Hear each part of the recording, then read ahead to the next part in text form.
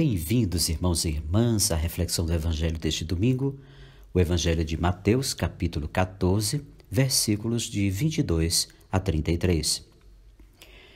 No Evangelho de hoje, nós podemos perceber a presença divina e a presença humana, a força divina e a fragilidade humana, o poder divino e o que o humano pode fazer.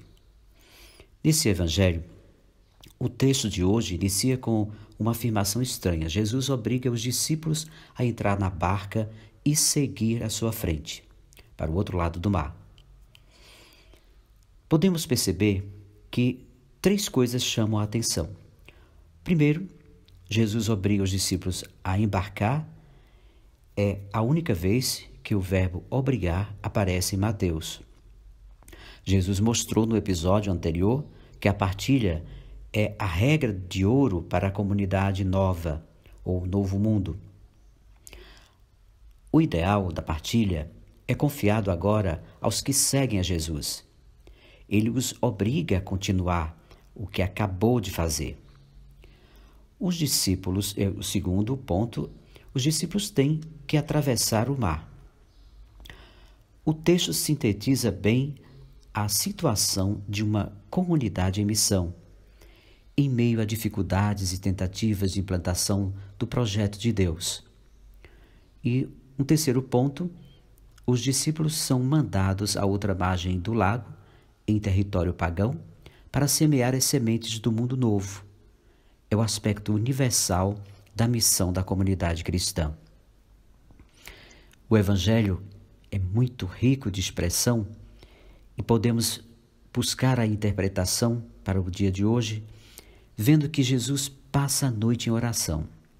No Evangelho de Mateus, só há duas menções a Jesus que reza a sós. Não sabemos o conteúdo da oração de Jesus no monte, mas certamente está relacionado com a missão dos discípulos e os desafios da travessia missionária. De fato, a barca, já longe da terra, era batida pelas ondas, pois o vento era contrário. O vento contrário são as resistências ao projeto de Deus. A fragilidade da barca à noite, o vento contrário, dão a dimensão exata da fragilidade, obscuridade e desafios enfrentados pelas comunidades cristãs, sementes do reino da justiça. O mar fala da dimensão itinerante do cristianismo, abrindo caminhos desconhecidos. Jesus vai ao encontro dos discípulos de madrugada, andando sobre o mar. Andar sobre o mar é algo divino, é poder divino. E a menção à madrugada pode ser entendida como referência à manhã da ressurreição. No Evangelho de Mateus, Jesus é o Deus conosco, para sempre. A memória disso o torna presente, sobretudo nas horas difíceis da travessia. Contudo, há sempre o risco de não captar sua presença nos acontecimentos, considerando-o um fantasma. Jesus se dá a conhecer como Deus presente, Deus presença real, que liberta das dificuldades. Quando diz, sou eu. E aqui, o sou eu, ou eu sou, representa o divino. É o nome divino. O contato com sua palavra é coragem e afasta o temor. A expressão coragem possui no Novo Testamento duas conotações. Uma, tomar coragem depois de algo que assustou e fez desfalecer. E a segunda, abastecer-se de coragem em vista dos desafios futuros ou das perseguições. O encorajamento de Jesus tem essas duas dimensões. Nos versos 28 a 31, são breve cena dentro do conjunto maior. Aparece a figura de Pedro que, desejando andar sobre as águas, retrata o anseio da comunidade cristã em participar da condição divina de Jesus. Pedro o reconhece como Senhor que tem poder de superar os desafios, mas revela também a insegurança e inconstância dos que, desejando superar os obstáculos, se detêm mais nas dificuldades do que na força do apelo daquele que enviou e chama: venha.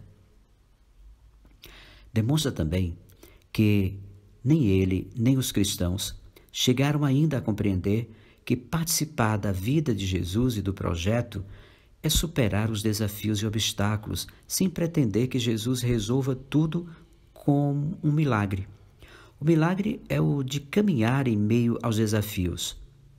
Os cristãos se tornam filhos de Deus e participam do seu plano em meio às oposições e perseguições da sociedade que rejeita o projeto de Deus. A repreensão de Jesus vale, portanto, para todos. Homem fraco na fé, por que você duvidou? A dúvida é o oposto ao risco ante os desafios. Não é o risco que faz afundar, mas a dúvida paralisante. Quem enfrenta os desafios arrisca errar. Quem erra, ou quem não arrisca, erra sempre. Podemos perceber também que o texto salienta dois aspectos importantes. Depois que Jesus subiu à barca, o vento cessou, ou seja, quando a comunidade cristã reconhece que Jesus caminha com ela, nenhum desafio é maior que a força ou capacidade de superá-lo. A memória da presença do Deus conosco é determinante para atravessar qualquer tempestade. Essa memória leva ao reconhecimento de quem é Jesus. Acolhendo Jesus, não tem como não se ajoelhar diante dele, dizendo: de fato, tu és o Filho de Deus.